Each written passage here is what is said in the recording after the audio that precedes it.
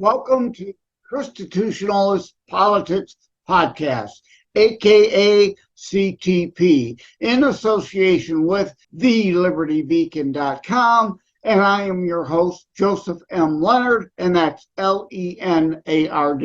CTP is your no muss, no fuss, just me, you, and occasional guest type podcast. I really appreciate you tuning in. As Graham Norton would say, let's get on with the show. This meeting is being recorded. Hello, everybody. I have with me now Andrew Thorp King, and I've mentioned this on other shows. There's a service to kind of, I don't know what words I'm looking for here. I'm already can't get my brain in my mouth to cooperate. A service that can bring together podcasts and people who have an expertise or are speakers to come on podcasts. And I found Andrew through Podcast Guest List. So to open the show, I'm just going to read what I wrote to him about why I think he's a fit for the show. And then we'll go from there. I wrote, and I got to bring this close to my face, even with my eyeglasses. This print is small. Wow. Would love to talk to you regarding 5 essential rules getting value from failure, as my show tries to always be about having positive life outlook and ways to be happy and better selves. And this is great in the we can learn from our failures to be better and achieve future success type moments. But indeed, we need to learn how. Far too many are disappointed and depressed when, God, this print is small, having setbacks and need encouragement to continue forward when life's lessons gives us lemons, how to make lemonade from it. And you indeed agreed. It'd be a great discussion. So here you are. Welcome to the show. Thanks for having me. Appreciate it, man. Let's get into it. Yeah, I guess the first obvious question is, we know your name. Andrew, Andrew, Thorp, Thorp, King. But tell us about your background.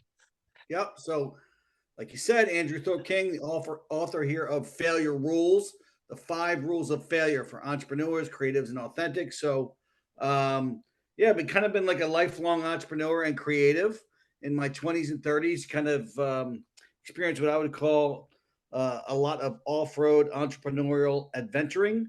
Owned a fitness center, started 2 record labels that I still own today. Did a lot of things in the banking and finance space, financial planning, lead generation company, online lending businesses, both onshore and offshore. Had my hands in a lot of different things. And through all that experience, along with some other personal pursuits like being a bodybuilder and being in a punk rock band and doing some other things, there's some things I think I learned about going after difficult, unorthodox career paths or personal pursuits. And so, the roadblocks, the difficulties and the failures that might litter those paths more frequently are something that you can learn from. It can really help to shape your own personal story in a more profound way. And so the book really talks about that concept, both for me personally, and then a wide array of case studies, both well-known figures and emerging influencers, and just other unique stories that I thought fit what I kind of unearthed as the 5 rules of failure.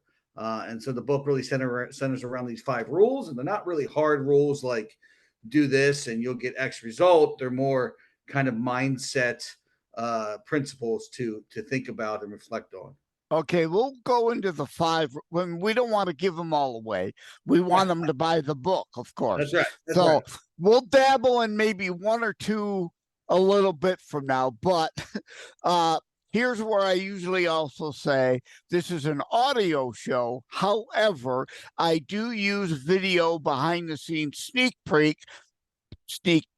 Oh my God, my mouth will not work tonight.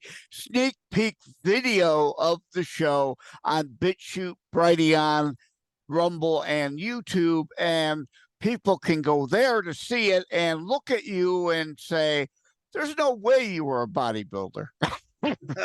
Easy.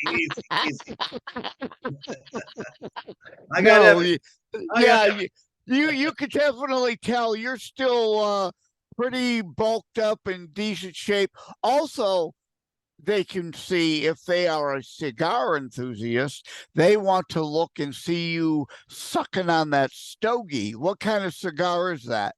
Yeah, this is a Tatuaje Cajuno 2012, one of my favorite cigars recently. Been smoking a lot of these. These are outstanding. And you mentioned record labels. I talked with Gista, a rapper originally from New Orleans. So maybe you could check out that episode. So I've had recording artists on.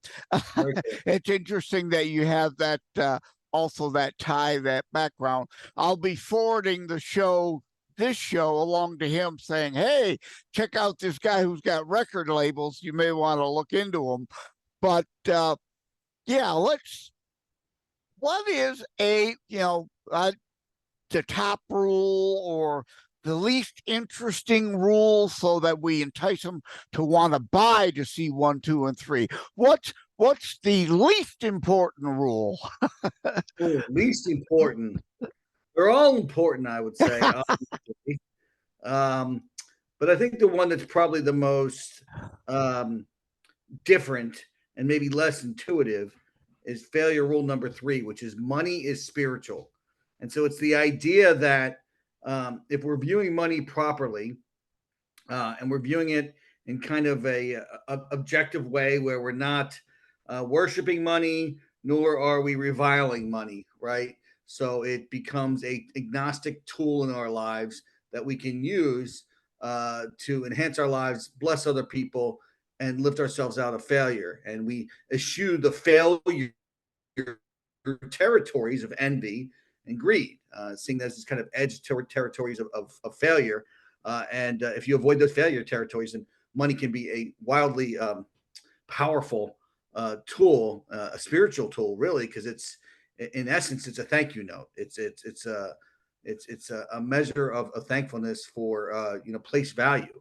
And so when you view it that way, I think that it can have a lot of power in lifting us out of certain failures, particularly entrepreneurial, economic, career type failures. I'm glad you said that. That's a good rule and segue, since this is ChristiTutionalist Politics, to look at the money aspect from the Christian biblical standpoint. Money is not the root of all evil. The love of money and desire to accumulate masses of it to reach the moon with is what is evil or can be evil. Otherwise, it is a tool. And again, Jesus said, render unto Caesar. What was he talking about? Not communist government. He was talking about coin. Minted coin is of the government, and tax, therefore, is Caesar's domain of the money, of the governmental money supply. But because that's a scripture often one of the many that's most bastardized. It is not money is the root of all evil. It is the love and lust for money that is evil. Yeah, and when you talk about love and lust for money, I mean, people equate that with greed, but I think the twin malevolent sibling of greed is envy too. So I think those who are envious, who may not have a lot, but scorn those that might have some, there's just as much to look at there and criticize and be cautioned of as well, right? So again, it's looking at it in an agnostic, objective way. It's neither good nor bad. it's a tool, if used correctly, and if used correctly, can be something that can really, have a lot of power to bless yourself and others, right? And so I think that is, for me, is part of my failure story, right? There was a time where I had gone bankrupt from some business pursuits, my record labels. I was able to save the companies, but there was a time where I really had no income and had a lot of reinvention that I had to contend with. And through that period, it was wealthy people who somehow did not judge this heavily tattooed bodybuilder guy and still saw me as a worthy human being to pour their mentorship into. And it was wealthy people who really gave me opportunities, referred me to other people, helped me build up a financial planning practice. And so, I was really, really blessed by the generosity and the humanity of wealthy people. And it really did teach me that value, that money is spiritual. And it allowed me to have, upward social and financial mobility. And so You were a yuppie. I don't know about that, but yeah, a couple things on that. Yeah, I mean, we are in the world now, and it takes money to do things in the world. We all need money to some degree from somewhere, some source. Yeah, you're right. Envy is just as bad as the sinful lust of ever desiring just more and more and more and more, that it never ends. Equally, indeed, are bad. We need some. Of course, economies are different in rural areas. Of course, cost of living is far less than a San Francisco or a New York City or the South American continent, the African continent. Money, US dollar can go a long, long, long, long way there. Different from Australia, different from Asia, different from Europe. And there's that juxtaposition. And you're right, I've never gotten this envy thing. Yes, poorer people can manage to come up with cash to start small businesses, but I've never got a job from a poor person. Exactly. Right. It's always been usually the wealthier people who then indeed understand the money as a tool, and they look to invest it in other things. That's right. Which, yes, indeed amasses them more money, but sure, it gives other people jobs and fulfills needs of consumers.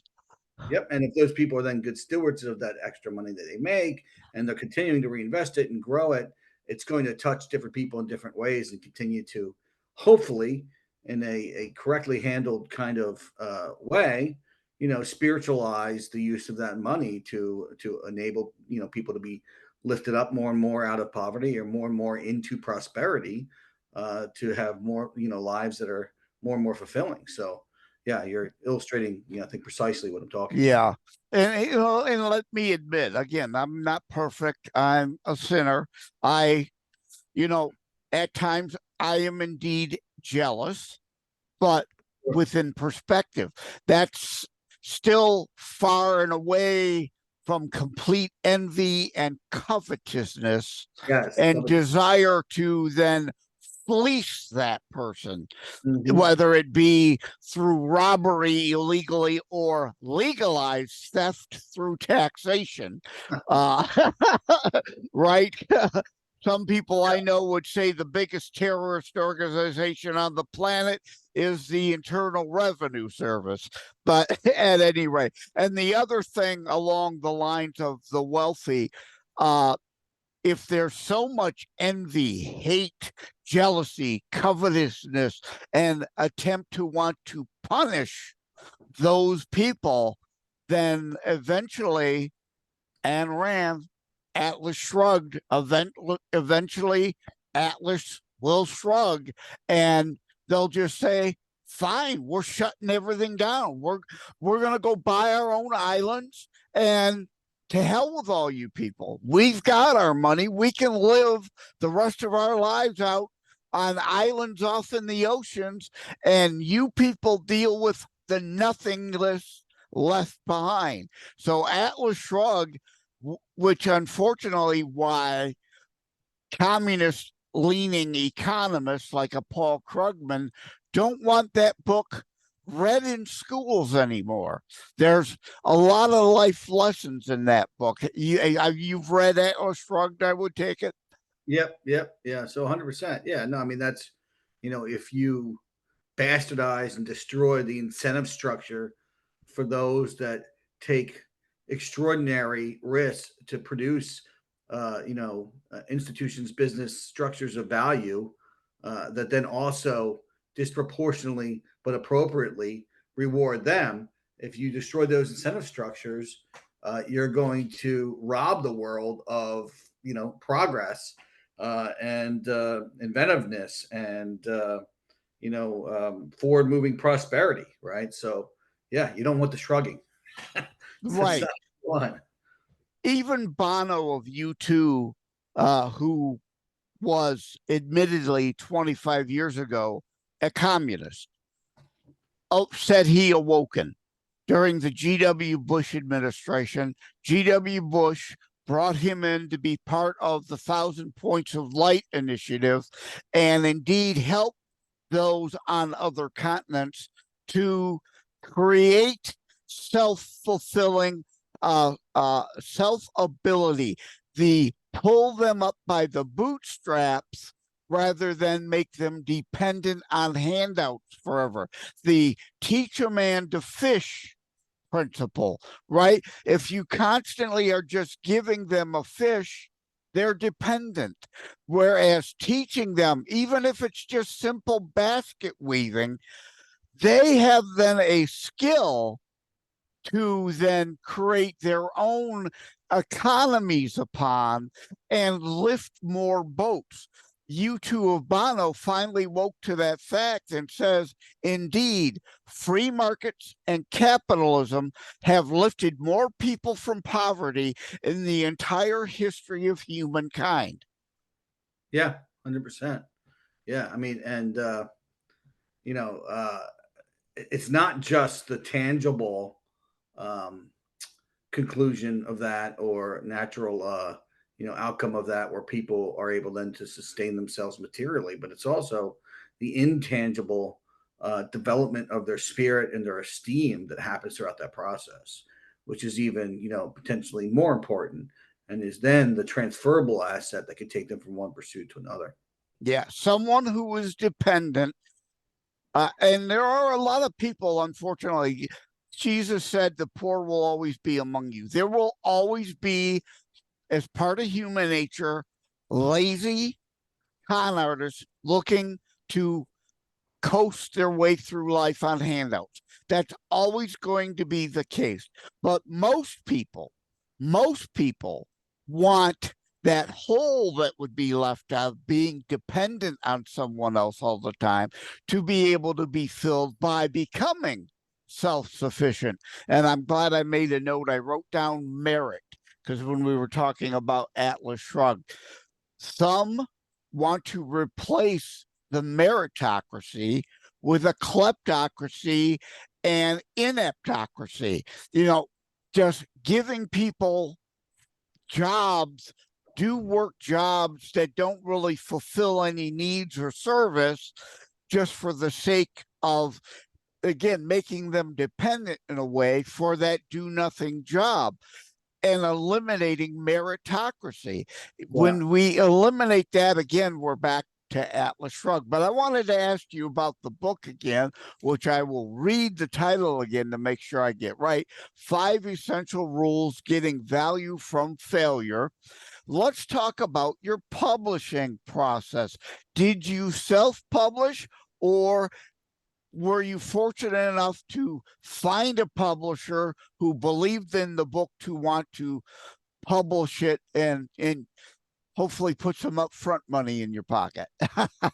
I'll answer that question here in just a second. Just to go back to talking about those that have, quote unquote handouts. I think you're right that obviously there's always going to be people in this world that don't want to work and don't want to do the things that they need to do to try to self-sustain themselves, and handouts then obviously become attractive. But I also think there's a lot of people in this country that really, really do want to be self-sustained, are working their butts off, and still need help and still need handouts, fill in the gaps. And my heart really goes out to those people. I've been in that position. So I'm not one to demonize people that fall into a position where they need to fill in gaps to take handouts, which really end up being hand ups if they're doing all they can do and are working and, you know, are kind of part of the working poor. And so those people really are close to my heart. So they're not people that I ever want to like throw. I agree. And on my TerrorStrikes.info site, you can go to TerrorStrikes.info/charity. I have lists of charities, indeed, that help causes, because at any point in our life, you don't know what may happen. And indeed, we may need a temporary period of help. Yeah. That it becomes an issue of when you expect that help to always be there and that to be your sole livelihood. That's my point. Even the Bible says, help widows and orphans. It specifically says, help those who cannot help themselves versus those who will not help themselves. 100%. Yeah. Yeah. So back to your question about self-publishing. So I did choose a self-publishing route. I went through Lion's Crest Publishing, and there's kind of a professional self-publishing imprint run by Scribe Media. So I hired them, the same outfit that was hired by David Goggins, by James Altucher, and Nassim Taleb, all best-selling authors. Use them because they're super pro. It's a company started by Tucker Max, who wrote "I Hope They Serve Beer in Hell," and they all have veterans of the publishing industry working there. So I had multiple sets of astute eyes on the manuscript for the editing. Great designers there. The woman that did the cover art does cover art for Stephen King, and a great marketing team that really helped me launch the book and kind of get me out there in the media as much as possible. Yeah, I say there's a difference. One of my books that's currently internationally available is How to Write a Book and Get It Published, Hints, Tips, and Techniques. There is the traditional route, which is shrinking more and more and more. They've got their stable of writers. They ride those horses. Then there's what I call assisted publishing, like what you're talking. Then there's the entire self-publishing, which is, you know, really, really low end, very bare bones. If you've got no money, that's your route. But if you've got money, it's good to go assisted publishing, like I did with Illumify Media, like you did, because indeed, Illumify has former big publishing firm employees in that operation. They know what they're doing, and because especially your first book, you don't know what the hell you're doing. You need some experts, and there's value, and there's therefore cost associated with that. That's right. Yep. 100%. Yeah. No, I found it to be the right path for sure.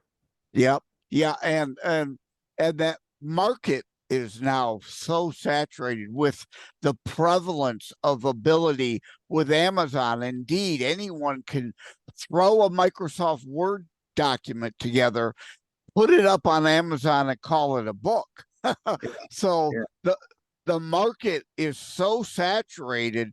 That's the biggest thing. And obviously, one of the reasons you're here, one of the reasons I do interviews for my books, you got to market and promote in that huge ocean that we are but a drop of.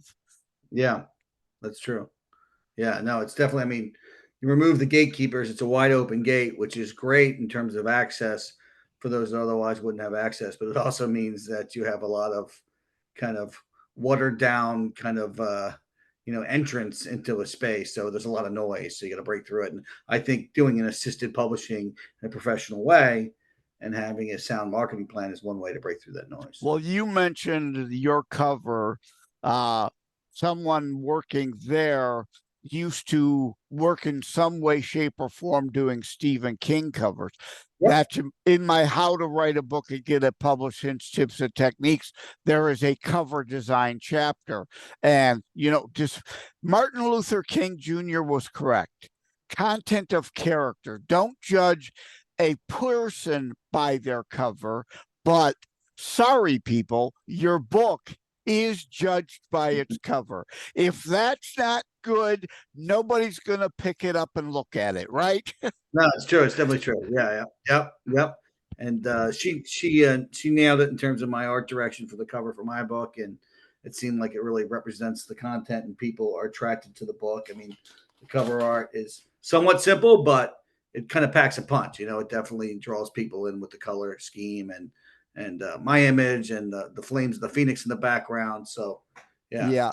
Well, I'm glad you described it a bit for those hearing on audio only. But again, people can check out the video behind the scenes if they want to see the cover, or of course, just go to Amazon and take a peek at it, right? And then while you're there, you may as well buy it.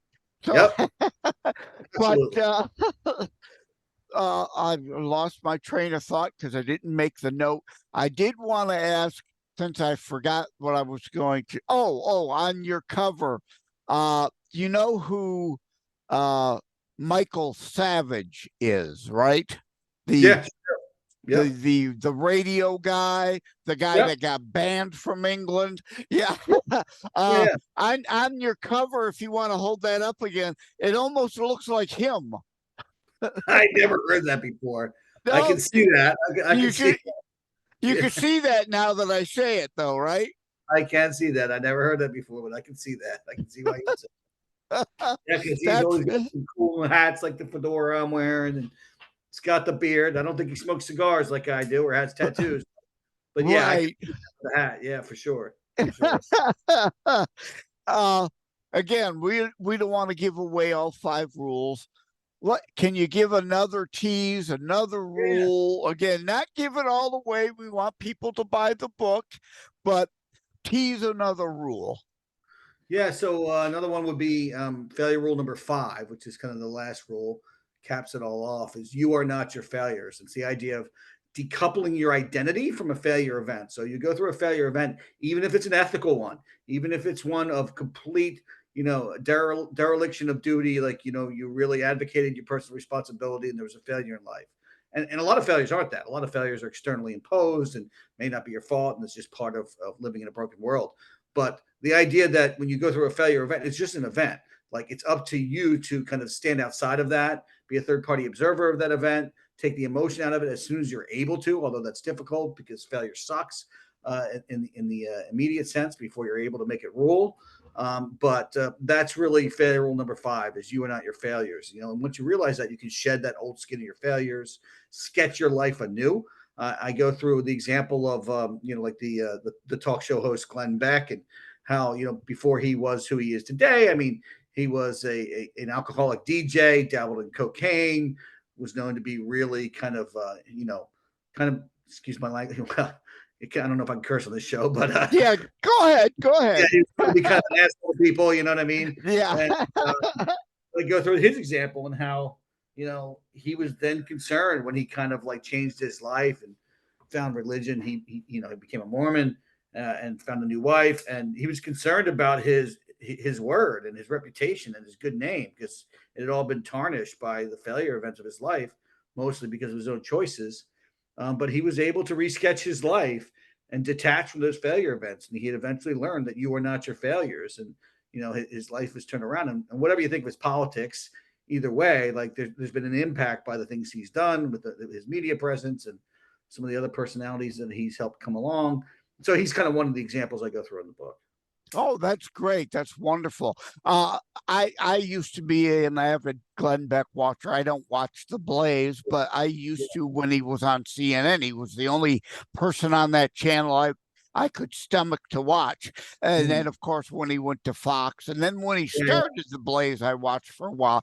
One of the people that I love that he partnered with that was good, if you're looking for historically accurate reading, David Barton. If you know Glenn Beck, I know you then know who David Barton is. Yeah, yeah. Yep, good historian. Absolutely. Yeah, and another example along the lines of what you said, like Glenn, most on the right, who would be the bulk of my audience, let's just be honest with that, although I try to appeal to everybody, would be a Michael Lindell. In fact, he wrote his book, right, from crack addict to CEO. Yeah, that would be a very similar example. Yeah. What cracks me up about him, again, regardless of what people think of him or, do or don't, like the idea that he was like, he specifically didn't want to be called like a cokehead. Like he wanted to make sure, he didn't just do coke, like he did crack. Like he wanted you to know that, the heaviest stigmatized like 80s drug, like that was his thing, like, and he was not shying away or running from that history at all. And that cracks me up. Well, part of, I think, no pun intended, it cracks me right. up. Yeah.